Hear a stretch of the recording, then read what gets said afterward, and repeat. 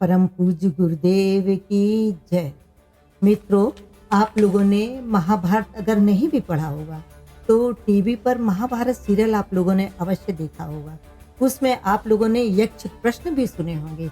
यक्ष युधिष्ठिर से पहला प्रश्न पूछते हैं कि दुनिया का सबसे बड़ा आश्चर्य क्या है। युधिष्ठिर जवाब देते हैं कि हम रोज लोगों को काल के मुख में जाता हुआ देख रहे हैं, अर्थात रोज लोगों को मरते हुए देख रहे हैं, फिर भी ये सोचते हैं कि शायद ऐसा मेरे साथ घटित ना हो।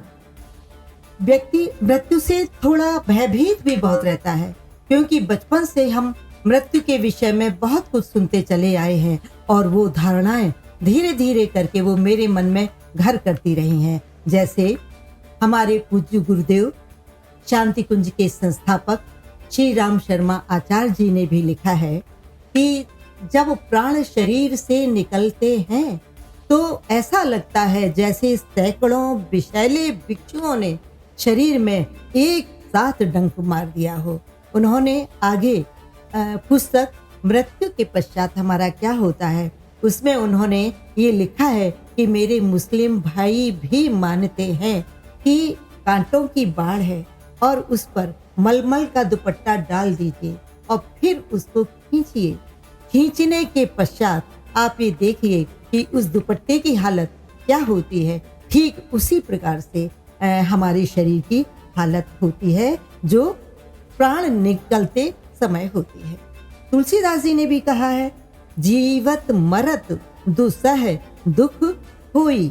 तो इन सब बातों से हमारा डरना स्वाभाविक है, लेकिन हम दुनिया से भाग सकते हैं लेकिन मृत्यु से नहीं भाग सकते हैं, क्योंकि मृत्यु अटल है, मृत्यु अवसंभावी है।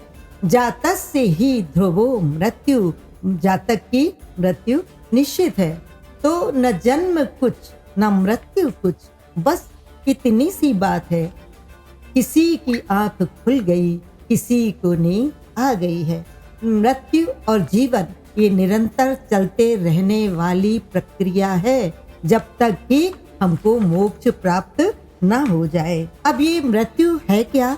मृत्यु अखंड ब्रह्मांड में प्रवाहित ऊर्जा का हमारे शरीर में निहित ऊर्जा से संपर्क टूट जाने पर हमारी मृत्यु हो जाती है। अर्थात सांस आई गई और नहीं आई, बस वही हमारी मृत्यु हो जाती है। इसे ही हम मृत्यु का होना कहते हैं। तो जब हम मृत्यु से बच नहीं सकते हैं और मृत्यु अवश्य होनी ही है, तो मृत्यु को क्यों ना हम अपनी सहचरी बना लें और सत्य और शिव को करते चलें और लोक मंगल के जीवन की नींव रखते चलें। धन्यवाद मित्र, प्रणाम। यदि हमारा वीडियो आप लोगों को पसंद आया हो तो लाइक करिए, सब्सक्राइब करिए और शेयर अवश्य करिए। और हमारे गुरुदेव के इस ज्ञान को जानना सबको बहुत जरूरी है। धन्यवाद।